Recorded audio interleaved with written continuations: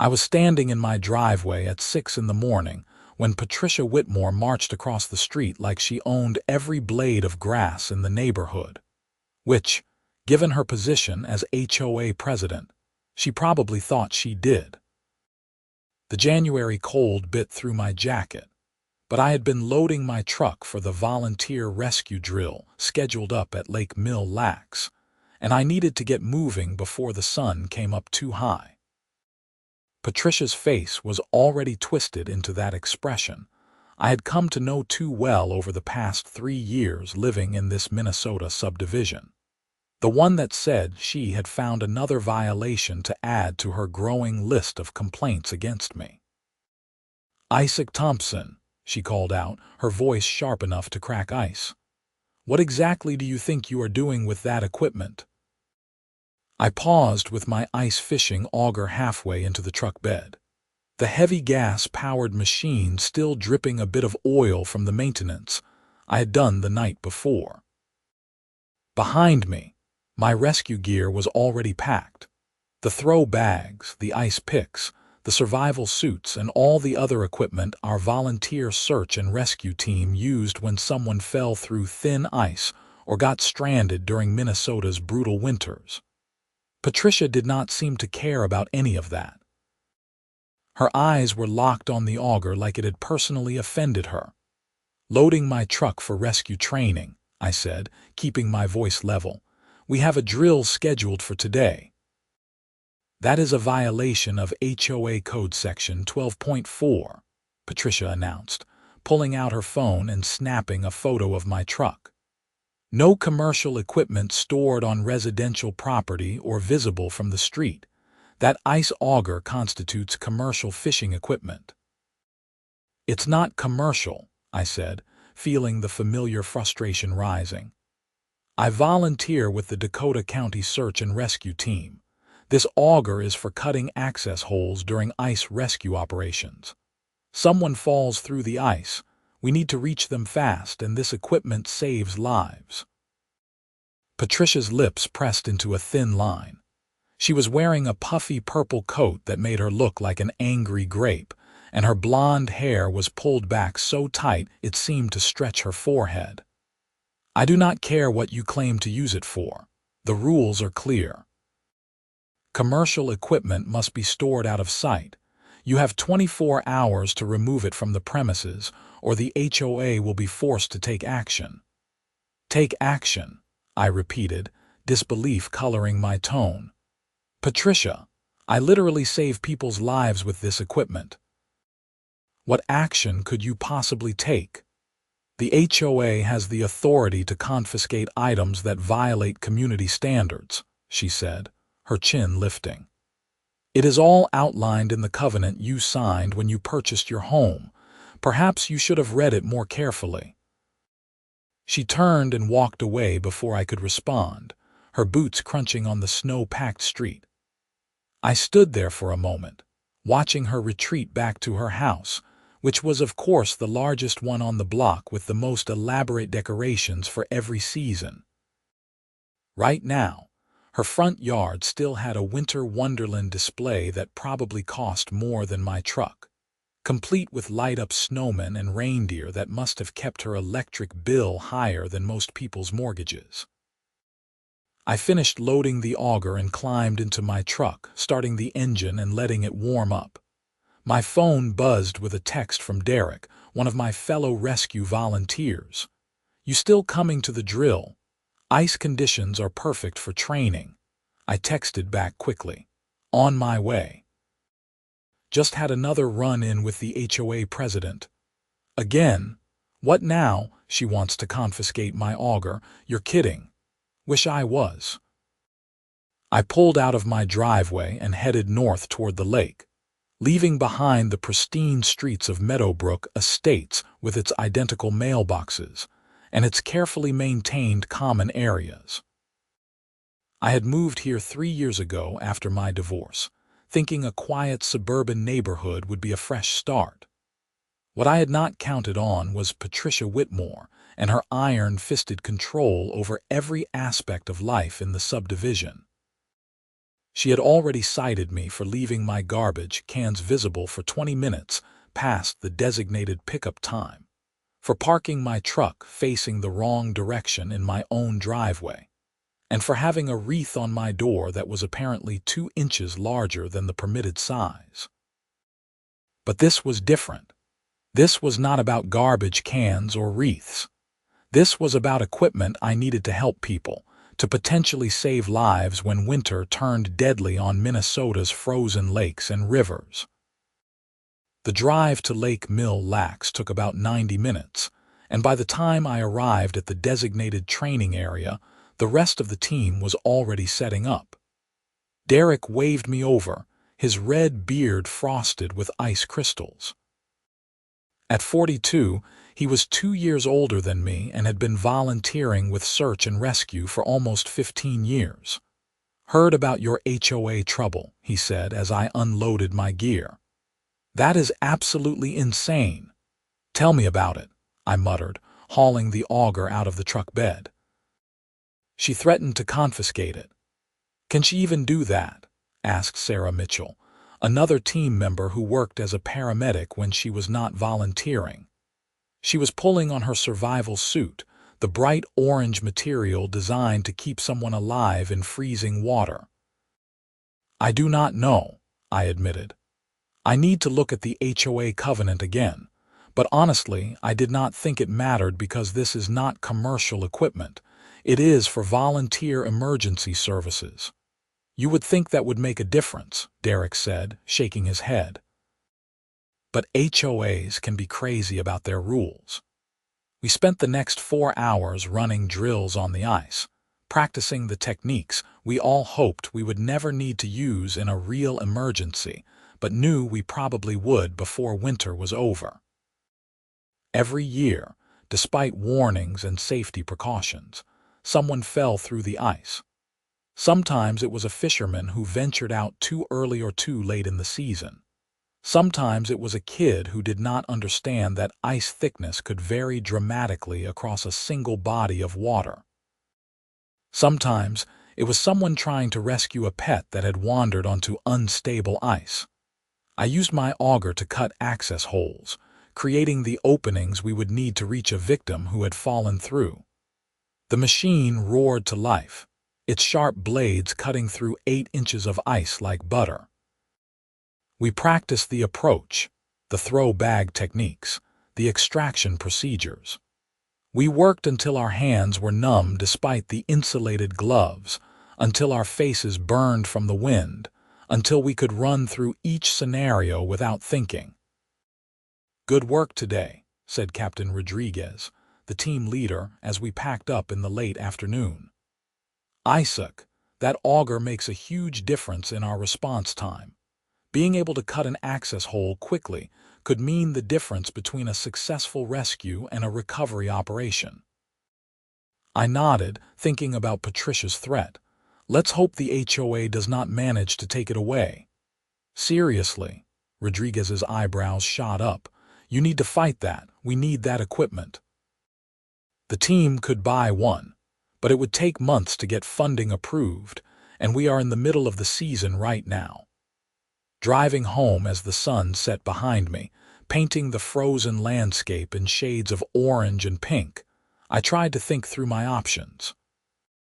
The HOA covenant was a thick document I had signed at closing, barely reading through all the arcane rules and regulations.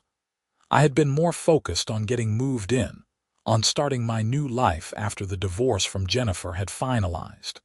Maybe that had been a mistake. When I pulled into my driveway just after 6 that evening, I found a notice taped to my front door. It was printed on official HOA letterhead, complete with the Meadowbrook Estates logo at the top. "Notice of violation and intent to seize dear Mr. Thompson. This letter serves as official notice that you are in violation of Meadowbrook Estates HOA Covenant Section 12.4, which prohibits the storage or display of commercial equipment on residential property.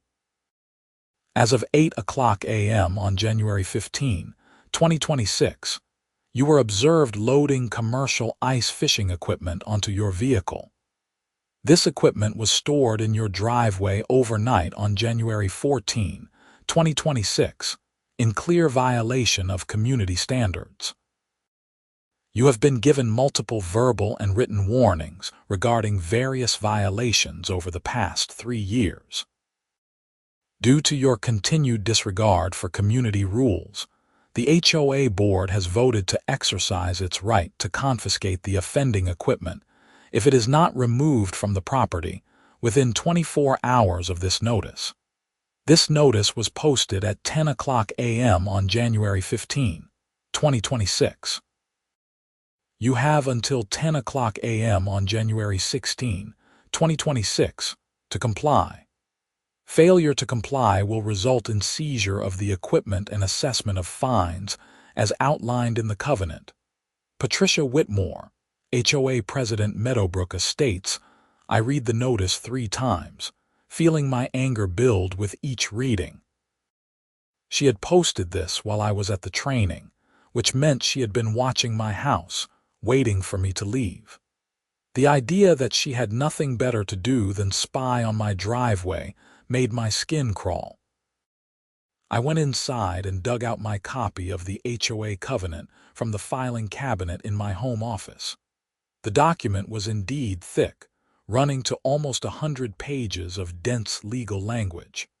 I found section 12.4 and read it carefully.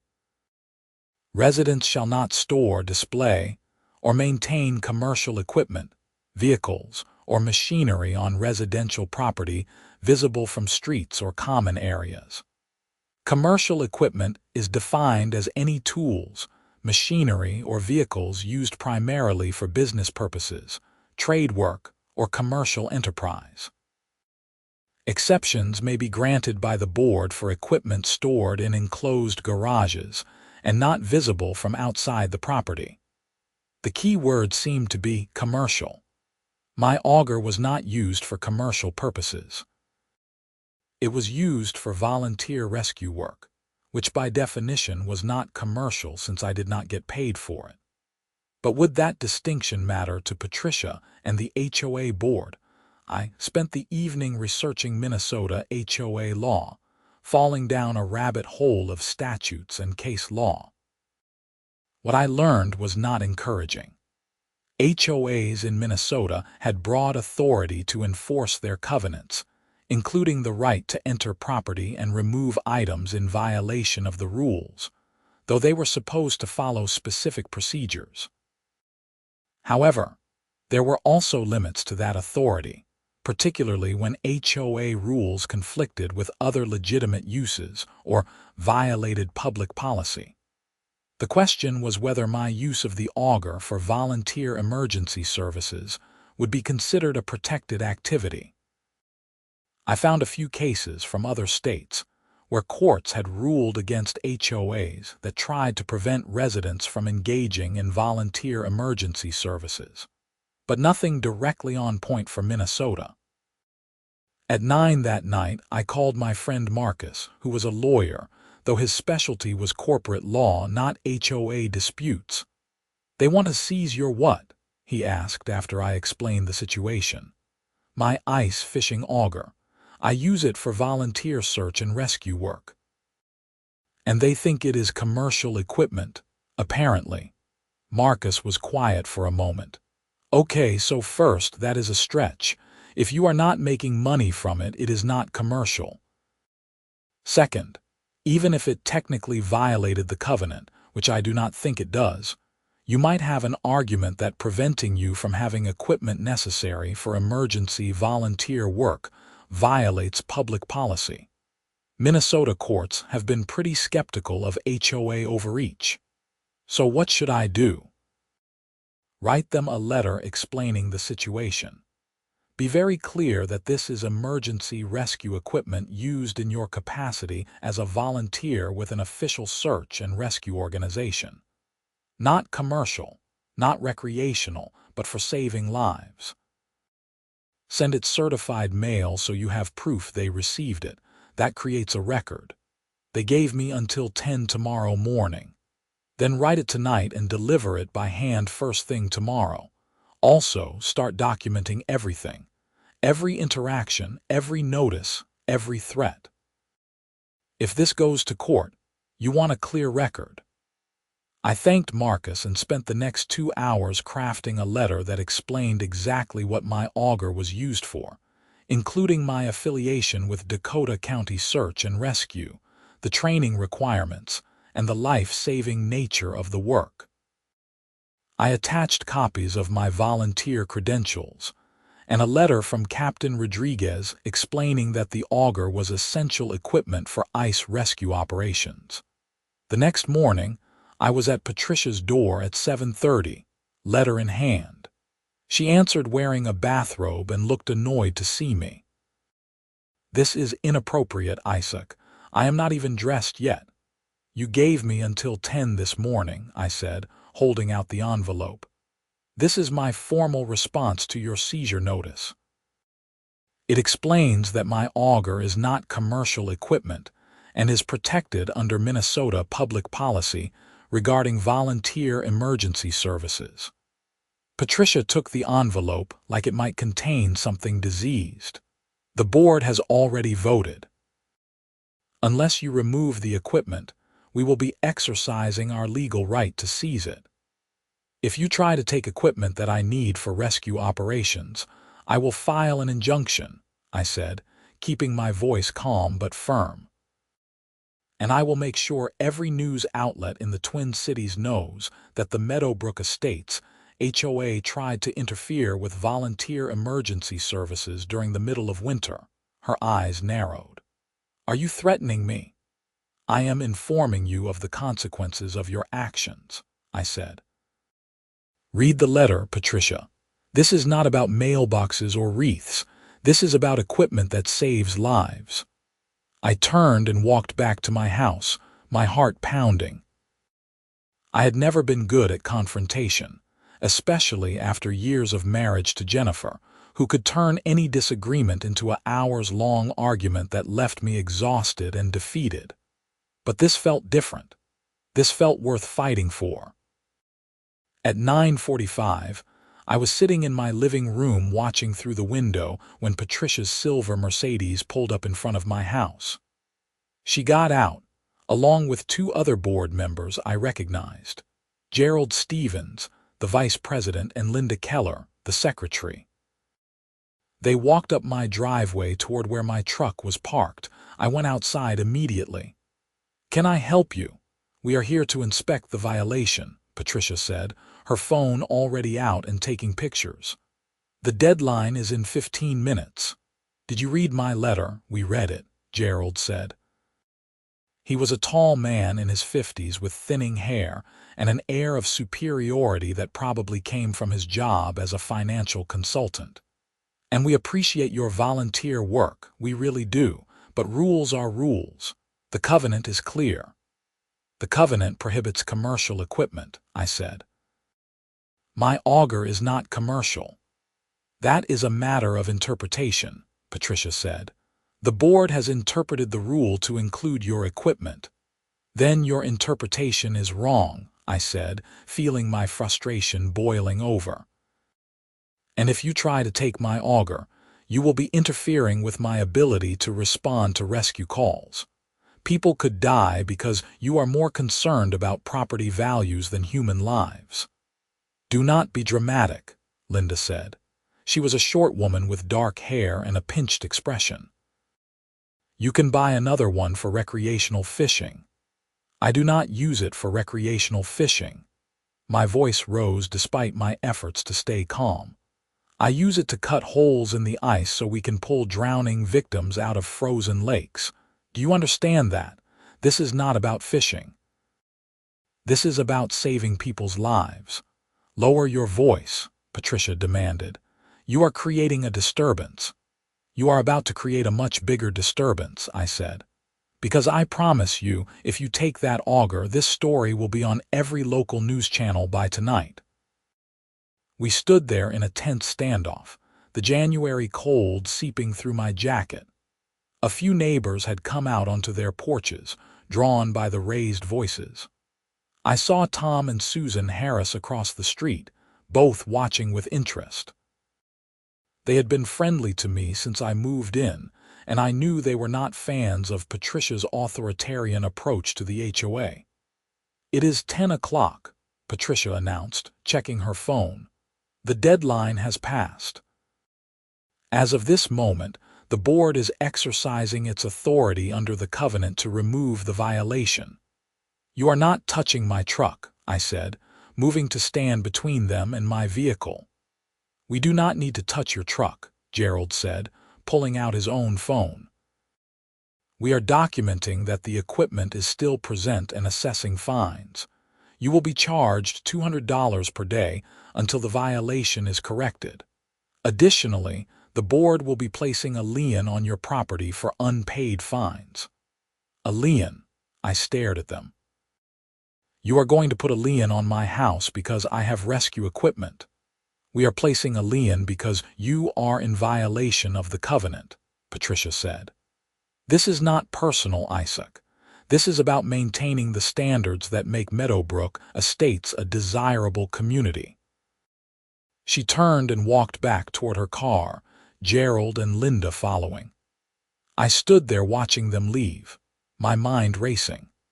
A lien on my property could affect my credit, make it difficult to refinance, even potentially lead to foreclosure if I did not pay the fines they were assessing.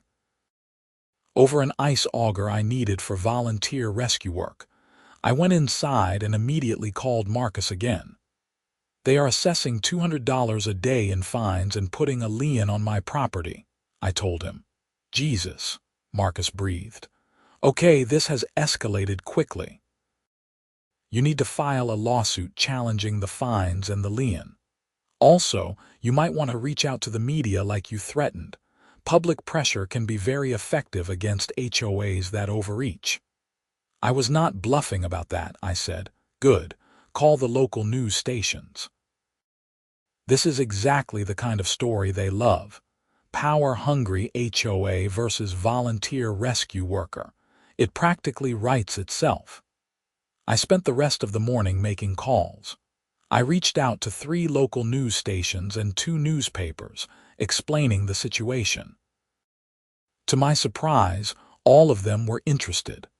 By early afternoon, a reporter named Jessica Chen from Care 11 was at my house with a cameraman. "So let me make sure I understand this correctly," she said, after I had explained the situation. "The HOA is trying to fine you for having equipment you use as a volunteer rescue worker." "That is correct," I said. "They claim it is commercial equipment, but I do not make any money from rescue work. It is purely volunteer, and the auger is essential for ice rescue operations." "Can you show me the equipment?" I led her to my truck and showed her the auger, explaining how it worked and why it was necessary for cutting access holes during rescue operations. She asked good questions, and her cameraman filmed everything. "Have you had previous conflicts with this HOA?" Jessica asked. "Multiple," I admitted, "but nothing like this. Previous violations were things like garbage cans and decorations. This is different because this equipment is used to save lives." "Would you be willing to go on camera to talk about this?" "Absolutely." We did the interview in my driveway, with my house and truck visible in the background.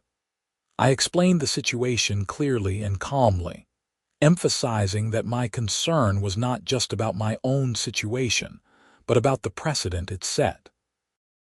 What message did it send when an HOA could interfere with volunteer emergency services over aesthetic concerns? After Jessica and her cameraman left, I called Captain Rodriguez to give him a heads up that the story might mention Dakota County Search and Rescue. "Good," he said immediately. "Maybe this will help. I got a call this morning from Patricia Whitmore, by the way." "You did? What did she want?" "She wanted to verify that you are actually a volunteer with our organization. I confirmed that you are in good standing and that your auger is essential equipment." I also told her that if the HOA's actions prevented you from responding to rescue calls, we would be filing a formal complaint with the county. Thank you, I said, feeling a surge of gratitude. That means a lot. We take care of our own, Rodriguez said. Besides, this is ridiculous. I have been doing this for 20 years, and I have never heard of an HOA trying to seize rescue equipment. The story aired that evening on the 6 o'clock news. I watched it with a mixture of anxiety and satisfaction as Jessica Chen's report laid out the situation clearly. She had even gotten a comment from Patricia, who had told the camera that the HOA was simply enforcing its rules fairly and without exception, and that Mr. Thompson was trying to avoid accountability by playing the hero card. Playing the hero card, I muttered at the television. Unbelievable. My phone started ringing almost immediately. The first call was from Tom Harris, my neighbor across the street. I just saw the news, he said. That is absolutely insane. Susan and I had no idea the board was pulling this kind of thing. Welcome to my world, I said. Listen, there is an HOA meeting next week. You should come and speak. A lot of residents are not happy with how Patricia runs things, but nobody has really challenged her before. I will be there, I promised. The calls kept coming. Other neighbors, some I barely knew, reached out to express support. A few had their own stories of Patricia's overreach. Fines for minor infractions, threats over trivial matters, constant surveillance of the neighborhood. It seemed I was not the only one who had been on the receiving end of her authoritarian approach. The next morning, I woke up to find my story had gone beyond local news. Someone had shared the video on social media, and it had started to spread. My inbox was full of messages from people around the country who had dealt with similar HOA nightmares. Several lawyers even reached out offering to help pro bono. One of those lawyers was a woman named Elena Rodriguez, no relation to Captain Rodriguez, who specialized in HOA disputes. I saw your story, she said when I called her back, and I would like to help. What your HOA is doing is exactly the kind of overreach I fight against. They are using the covenant as a weapon rather than as a tool for reasonable community governance. I appreciate that, I said. But I have to be honest, I do not know if I can afford a lengthy legal battle. That is why I am offering to take this pro bono, Elena said. Cases like yours help establish precedent that protects other homeowners from similar abuse. Plus, honestly, I would love to take on Patricia Whitmore. I have dealt with her before on another case, and she is exactly the kind of HOA president who gives homeowners associations a bad name. You have dealt with her before. Different client, different issue, but same tactics. She thinks the covenant gives her unlimited power, and she needs to learn otherwise. I agreed to let Elena represent me, and she immediately filed for an emergency injunction preventing the HOA from assessing fines or placing a lien on my property until the matter could be heard in court. She also sent a cease and desist letter to the HOA board, warning them that any attempt to seize my property would result in criminal charges for theft. The response from Patricia was swift and predictable. I received a letter accusing me of harassment and threatening to pursue a restraining order if I continued to defame the HOA in the media. Let her try, Elena said when I showed her the letter. Everything you said was factual. Truth is an absolute defense to defamation. The HOA meeting the following week was packed. The community room in the clubhouse normally held about 30 people comfortably, but at least 50 residents had shown up. Patricia looked taken aback by the turnout, her expression tightening as more and more people filed in. This is a regular monthly meeting, she announced after calling the session to order. We have a set agenda and we need to stick to it. I move that we add the Isaac Thompson situation to the agenda, Tom Harris called out from the back of the room. Second, someone else shouted. Patricia's jaw clenched. That matter is currently in litigation and therefore not appropriate for discussion at a general meeting. The litigation exists because the board made a ridiculous decision, Tom said, standing up. And as residents, we have a right to know what is being done in our name. I paid my HOA dues too, and I do not appreciate them being used to harass a volunteer rescue worker. A murmur of agreement ran through the crowd. Patricia looked at Gerald and Linda, who both seemed uncomfortable with the level of opposition. Very well, Patricia said stiffly. We will allow a brief discussion, but I want to remind everyone that the board acted within its authority as granted by the covenant. I stood up, feeling dozens of eyes turn toward me. I appreciate the opportunity to address everyone. As most of you probably know by now, the board has assessed significant fines against me and threatened to place a lien on my property because I have an ice fishing auger that I use for volunteer search and rescue work. The board claims this is commercial equipment.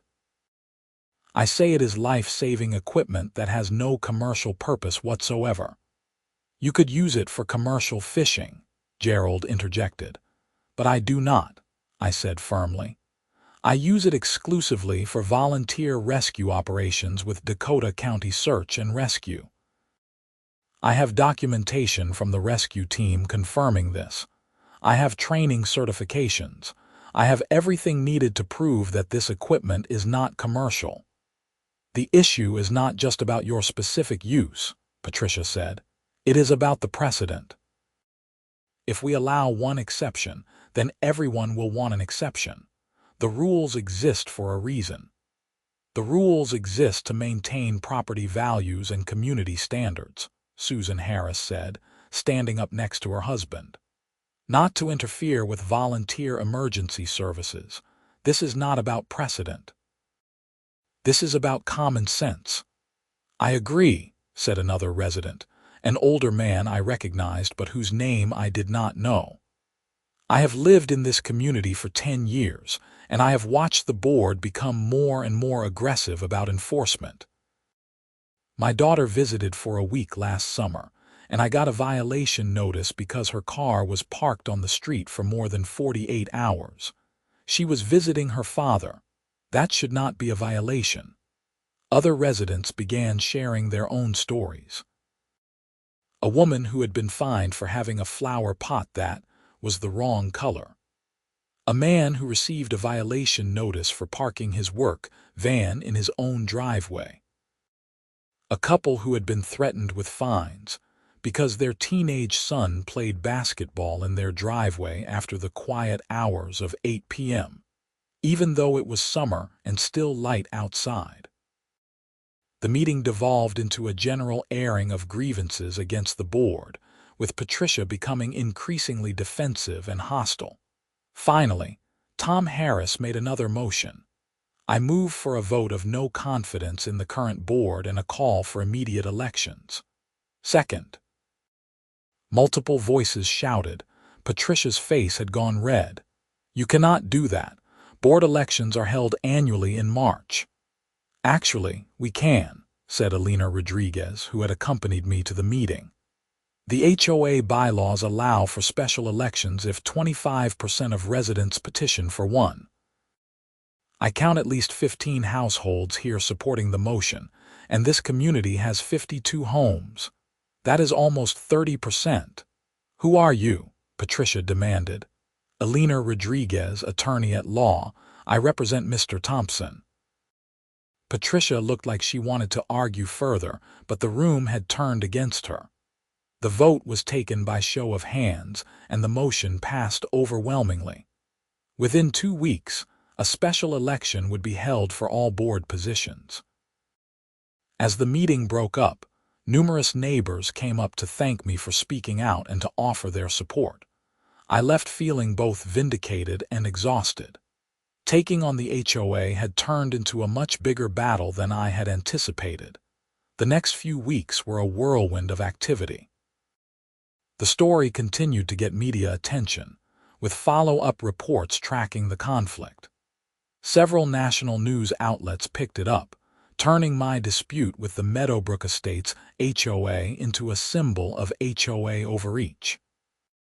I started getting interview requests from podcasts, magazines, and even a producer from a documentary about HOA horror stories.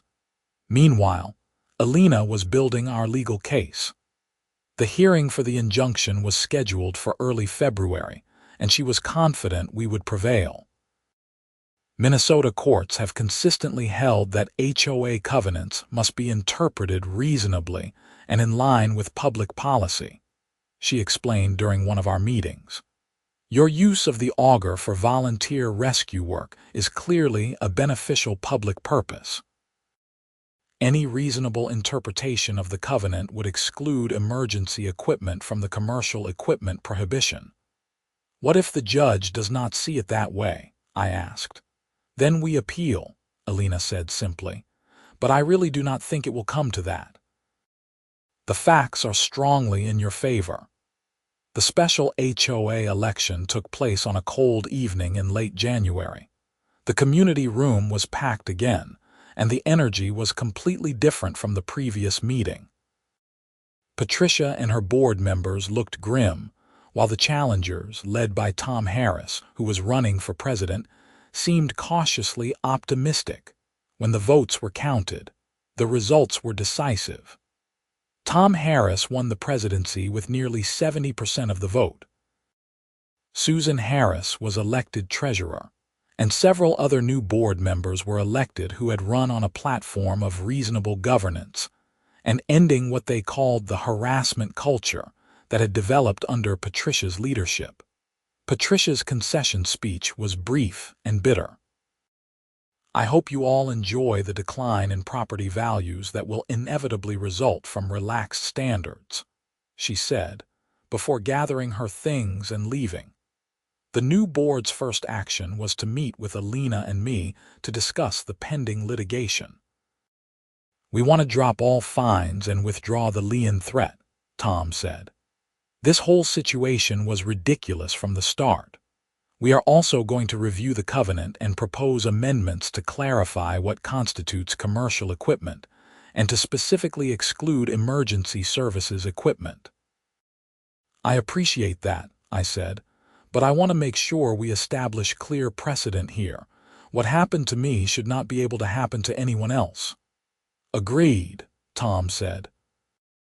We will work with your attorney to draft language that protects residents who volunteer for emergency services, law enforcement, fire departments, and similar organizations. With the new board's cooperation, Alina and I proceeded with the lawsuit, not against the HOA itself now, but specifically against Patricia Whitmore and the former board members for abuse of power and harassment. Alina argued that they had knowingly misapplied the covenant to target me and had caused significant emotional distress and financial harm through their actions. The hearing took place in early February in a Minnesota district courthouse. Judge Margaret Feldman presided, a woman in her 60s with a reputation for no-nonsense rulings. Alina presented our case methodically, walking through the timeline of events, the documentation of my volunteer work, the letters from Dakota County Search and Rescue, and the clear evidence that my auger was not commercial equipment. She also presented evidence of Patricia's pattern of aggressive enforcement and the multiple complaints from other residents about her tactics. The attorney representing Patricia and the former board members, a nervous-looking young man named Craig, argued that the board had simply been enforcing the covenant as written, and that any disagreement about interpretation should have been handled through the HOA's internal dispute resolution process, not through media campaigns and lawsuits. Your Honor, Alina responded, the HOA's internal dispute resolution process was controlled entirely by the very board members who were targeting my client. he had no reasonable expectation of a fair hearing. Furthermore, when an HOA threatens to place a lien on someone's property over life-saving equipment, immediate legal action is not only appropriate but necessary. Judge Feldman asked several pointed questions about the covenant language and the board's interpretation. She also asked Patricia directly why she had pursued this matter so aggressively. "I was doing my job as HOA president," Patricia said stiffly, "enforcing the rules that all residents agreed to follow." "But did you consider the nature of Mr. Thompson's use of the equipment?" the judge asked. "The covenant does not provide exceptions based on use," Patricia said. "If we made exceptions for everyone with a good reason, the rules would be meaningless." "So you saw no distinction between commercial fishing equipment and emergency rescue equipment?" Patricia hesitated. "The distinction was not relevant to the violation." Judge Feldman's expression suggested she disagreed strongly, but she reserved her ruling and gave both sides 2 weeks to submit additional briefing. While we waited for the judge's decision, life in Meadowbrook Estates began to change under the new board. Tom and his fellow board members started by reviewing all outstanding violations and dismissing anything that seemed petty or unreasonable. They established a new dispute resolution process that included neutral mediation. They also formed a committee to review the entire covenant and recommend updates that would make it more reasonable and less vulnerable to abuse. I continued my volunteer work with Dakota County Search and Rescue, and my auger remained in my garage, ready for the next callout. In mid-February, we got one. A teenager had fallen through the ice on Lake Vermilion while snowmobiling, and our team was dispatched to assist. I grabbed my gear and headed out, making the 2-hour drive north in record time. When I arrived at the scene, I could see the snowmobile partially submerged about 40 yards from shore, and witnesses were pointing to where the teenager had last been seen. We worked fast. I used my auger to cut access holes along a safe approach route, creating the openings we needed to reach the victim without putting more people at risk. Derek and Sarah worked the throw bags and rescue lines, while Captain Rodriguez coordinated with the local fire department. We found the teenager submerged but still in his heavy winter gear, which had trapped air and provided some buoyancy. We got him out within 20 minutes of arriving on scene. The paramedics worked on him, and after several tense minutes, he coughed up water and started breathing on his own. "You got him," Rodriguez said, clapping me on the shoulder. "That auger bought us the time we needed." The teenager's parents arrived just as we were loading him into the ambulance. His mother was crying, and his father looked like he had aged 10 years in the past hour. They thanked us repeatedly, their voices shaking with relief and gratitude. Driving home that night, exhausted and wet despite my gear, I thought about Patricia's insistence that the rules were more important than the purpose of my equipment. If she had succeeded in taking my auger, if I had not had it today, would we have reached that teenager in time? Would he have survived those extra minutes in the freezing water? 2 days later, Judge Feldman issued her ruling. I was at work when Alina called with the news. "We won," she said, and I could hear the satisfaction in her voice. Complete victory.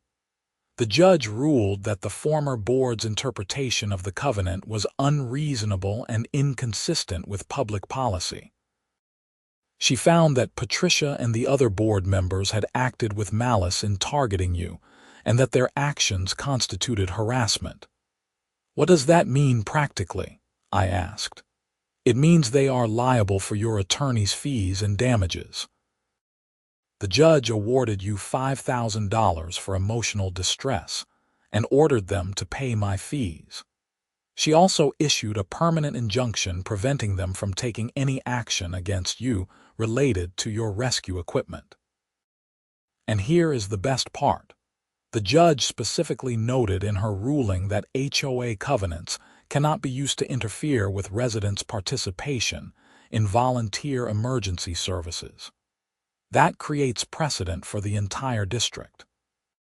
I felt a weight lift off my shoulders that I had not fully realized I was carrying. "That is incredible. You earned it," Alina said. "By standing up to them, you not only protected yourself but potentially helped a lot of other people who might face similar situations." The ruling made news again, with Jessica Chen doing a follow-up story about the court's decision. The story included an interview with the teenager I had helped rescue, who had recovered fully from his ordeal.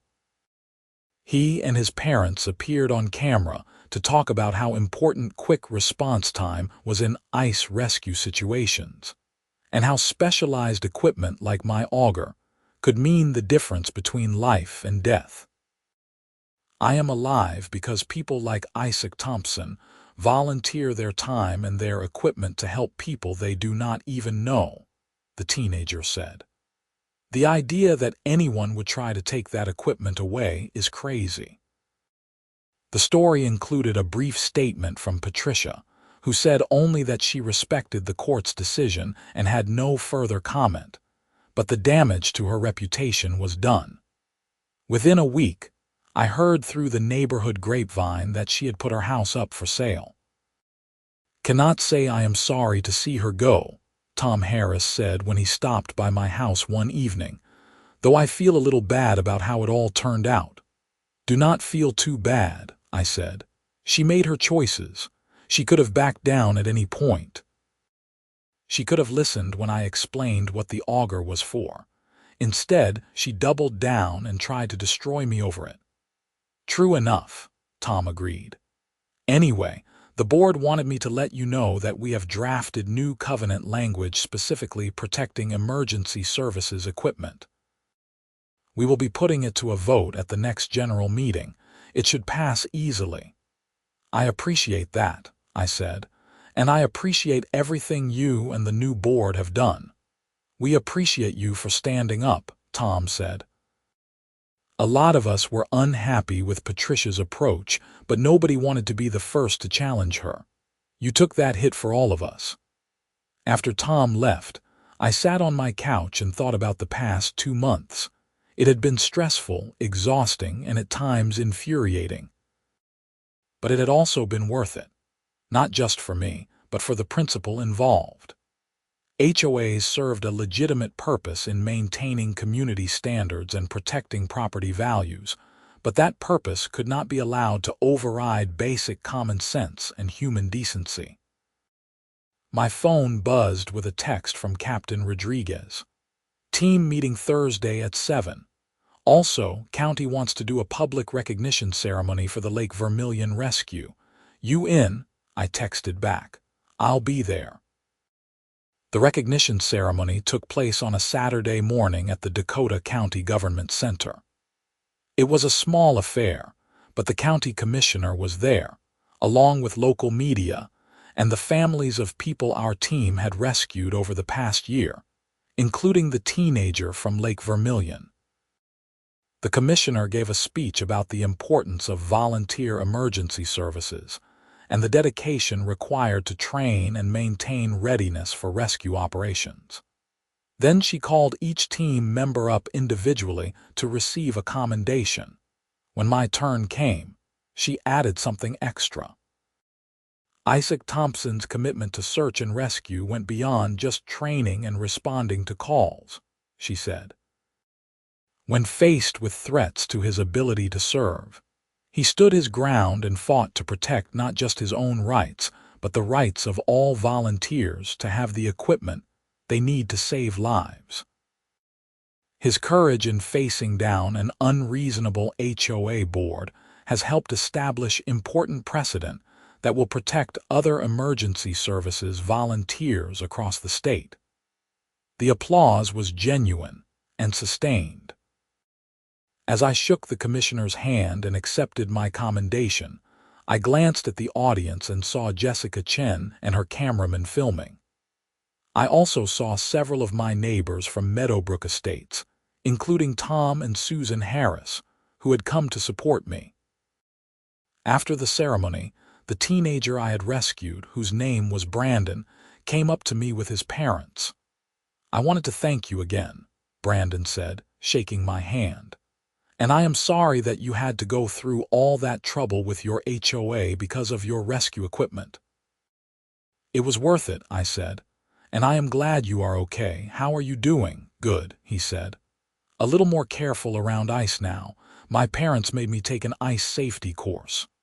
"Good," I said. "The ice is unpredictable. Even experienced people get into trouble." His mother, a woman named Christine, spoke up. "We followed your court case closely. When we heard what that HOA was trying to do, we could not believe it. The equipment you used to save Brandon's life, and they wanted to take it away over some property rule." "That was their position," I said. "But the court saw it differently, thankfully." "Well, we are grateful," she said. "And if you ever need character witnesses or anything like that, you let us know." The ceremony concluded with refreshments in the lobby, and I spent an hour talking with other team members, county officials, and community members. It felt good to be recognized, but more than that, it felt good to know that the fight had been worth it. As March arrived, life in Meadowbrook Estates settled into a new normal.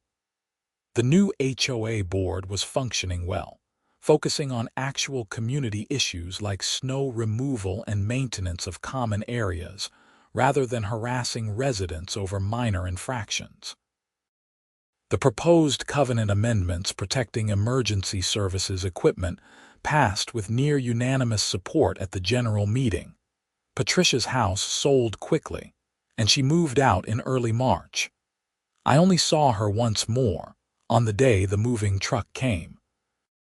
I was getting my mail when she drove past, her Mercedes loaded with personal items. She did not look at me, and I did not wave. There was nothing left to say.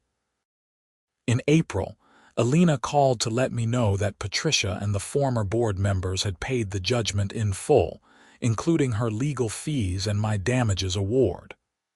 "That closes out the case," she said. "How are you feeling about everything?" "Relieved," I said honestly. "And grateful. I could not have done this without you." "You did the hard part," Alina said. "Standing up to bullies takes courage, especially when they have institutional power behind them. You should be proud." I was proud, though not in a boastful way. I had stood up for something that mattered, not just to me but to my community, and to the broader principle that property rules should not override common sense and public safety. The fight had been difficult, but the outcome had been worth it. Spring came to Minnesota, bringing with it the end of ice rescue season. I packed away my cold water gear and my auger, securing them in my garage until next winter. The auger sat on its shelf, a tool that had sparked a major conflict, but had also saved lives and ultimately helped establish important legal protections for volunteer emergency services workers. In May, I attended the annual HOA meeting, which was completely different from the contentious gatherings under Patricia's leadership. Tom Harris presented a reasonable budget focused on maintenance and improvements that would actually benefit residents. The new board had established good communication with homeowners, sending out monthly newsletters and maintaining an active email list for updates and discussions. "Any old business?" Tom asked as the meeting was winding down. "I have something," I said, standing up. "I just wanted to publicly thank the board for their work over the past few months. The changes you have made have turned this community into what it should have been all along. A place where neighbors support each other and rules serve the residents rather than the other way around." The applause that followed was spontaneous and heartfelt. After the meeting, numerous neighbors came up to chat, and I realized that the conflict with Patricia had actually brought the community closer together. People who had been strangers before were now friends. united by shared frustration with the old board and shared hope for the community's future. Summer arrived, and with it came neighborhood barbecues and kids playing in yards without fear that their basketball or their laughter would generate violation notices. I continued my volunteer work with Dakota County Search and Rescue, though we shifted to different types of operations. Water rescue on the region's lakes and rivers, wilderness search operations, and occasionally assisting with disaster response. In late July, I got a call from a reporter at the Star Tribune, the largest newspaper in Minnesota. She was working on a feature story about HOA reform efforts across the state and wanted to interview me about my experience and its broader impact. "Your case has been cited in at least 3 other lawsuits challenging HOA overreach," she told me. "And state legislators are considering a bill that would explicitly protect volunteer emergency services workers from HOA interference. Did you know that?" I had heard something about legislative efforts, I said, but I did not know my case was being cited elsewhere. "Oh yes," she said. "You have become something of a poster child for reasonable HOA reform. People want governance, not tyranny." The resulting article ran in mid-August and sparked renewed discussion about HOA regulation in Minnesota. I received calls from several legislators asking if I would be willing to testify in favor of proposed reforms.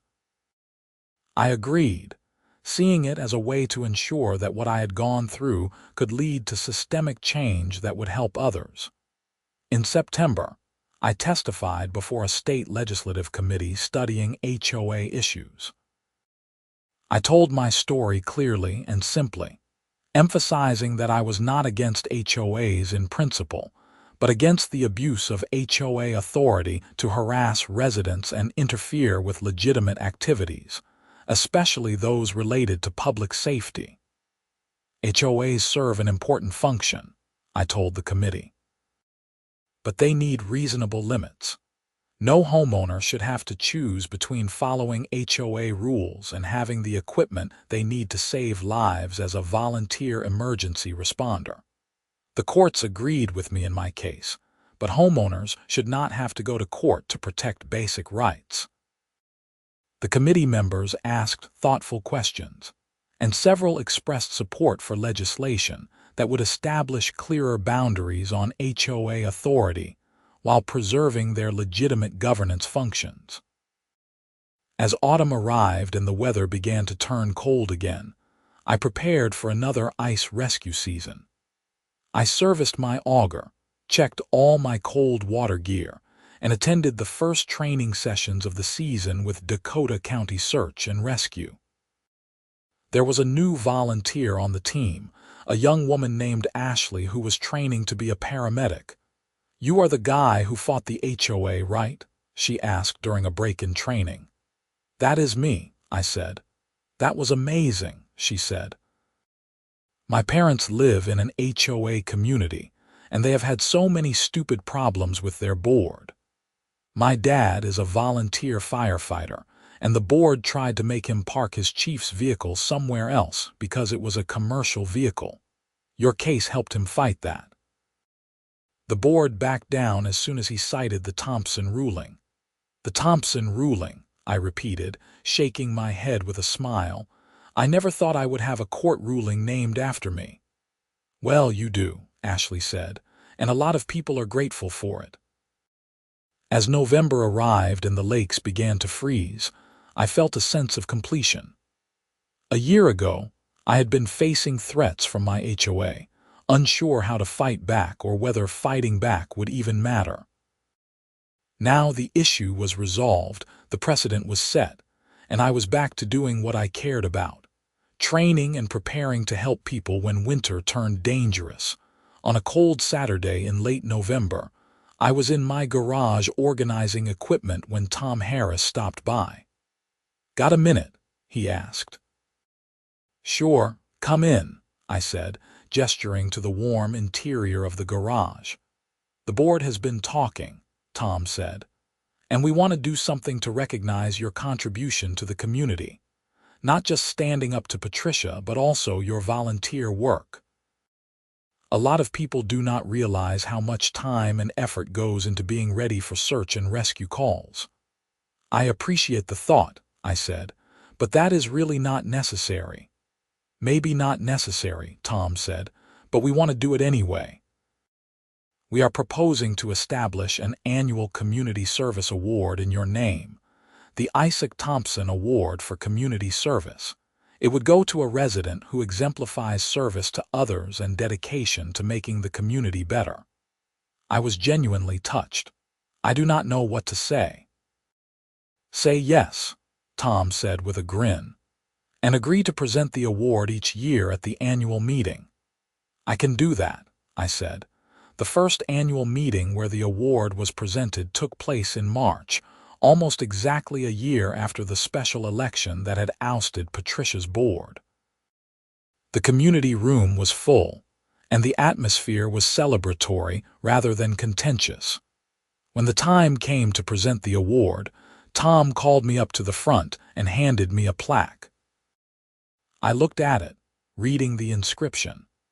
"The Isaac Thompson Award for Community Service, recognizing residents who serve others with dedication, courage, and commitment to making our community stronger. The board has decided that the first recipient of this award should be Isaac Thompson himself," Tom announced. "Not just for his volunteer rescue work, which has literally saved lives, but for his courage in standing up for what was right when it would have been easier to back down. Isaac showed us all what it means to fight for principle, and this community is better because of him." The applause was loud and sustained. As I stood there holding the plaque, I thought about the journey of the past year. The confrontation with Patricia, the legal battle, the media attention, the court victory, and ultimately the positive changes that had resulted. It had been difficult, but it had been worth it. "Thank you," I said when the applause died down. "This has been quite a year. When Patricia first threatened to seize my ice auger, I had no idea it would lead to all of this. But I am glad I stood my ground, and I am grateful for the support this community showed me. What happened taught me that standing up to injustice, even in something as mundane as an HOA dispute, matters. It matters for yourself. It matters for your community. And sometimes it matters for people you will never meet who benefit from the precedent you set. I will continue to volunteer with search and rescue, and I will continue to be an active member of this community. And I hope we can all continue to work together to make Meadowbrook Estates a place where rules serve people, not the other way around." The applause came again, and as I returned to my seat, I felt a profound sense of satisfaction. The fight with the HOA had been exhausting and stressful, but it had also brought out the best in many people and had led to real, meaningful change. As spring turned to summer, and another cycle of seasons began, I continued my volunteer work, maintained my equipment, and lived my life in a community that had transformed from a place of petty tyranny to a genuine neighborhood. My ice fishing auger sat ready in my garage, a symbol of both the conflict that had been and the lives that would be saved in winters to come. The story could have ended badly. Patricia could have succeeded in seizing my equipment, or I could have given up and moved away, or the court could have ruled against me. But none of those things happened. Instead, standing up for what was right, with the support of good neighbors and a skilled attorney, led to victory not just for me, but for the principle that HOA governance must be reasonable and must respect the legitimate needs of residents in the end. That was what mattered most. Not the award or the recognition or even the court victory, but the knowledge that when faced with injustice, I had chosen to fight rather than to flee, and that choice had made a difference. It was a lesson I would carry with me, and a story I would tell whenever anyone asked about that strange year when my HOA tried to seize my ice fishing auger, and learned that some fights are worth having, no matter how mundane they might seem at first glance.